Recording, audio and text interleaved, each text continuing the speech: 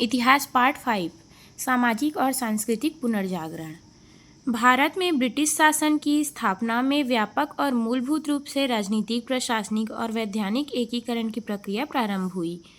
नई सामाजिक अर्थव्यवस्था, नई राज्य में शासन प्रणाली और नई शिक्षा नीति के प्रसार के फलस्वरूप भारत में नए सामाजिक वर्गों का उदय हुआ।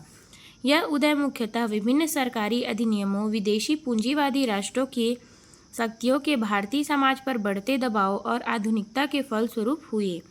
मूलभूत आर्थिक परिवर्तन के कारण हुआ। ग्रामीण क्षेत्र में किसान, श्रमिक वर्ग के साथ व्यापारी, साहूकार वर्ग का उदय। शहरी क्षेत्रों में कामगार वर्गों के साथ अनेक व्यावसायिक, शिक्षक, चिकित्सक, वकील, लिपिक आदि वर्गों का उदय हुआ। 18वीं और 19वीं शताब्दी में यह सामाजिक और सांस्कृतिक परिवर्तन की गति स्पष्ट परिलक्षित हुई। प्राचीन भारत में विभाजित समाज में नए वर्गों का उदय हुआ। आर्थिक, शैक्षिक, पेशा या व्यवसाय के तहत भिन्नता रखते हुए समाज के करीब थे, जिन्हें मध्यम वर्ग कहा गया। प्राचीन शासक वर्गों की समाप्ति की वही भूमि स्वामियों, बुद्धिजीवियों के उभरते वर्गों के फलस्वरूप ही इस मध्यम का वर्ग का उदय हुआ। रेल, सड़क, डाक तार के माध्यम से समाज और एकता एवं घनिष्ठ हो चुकी थी।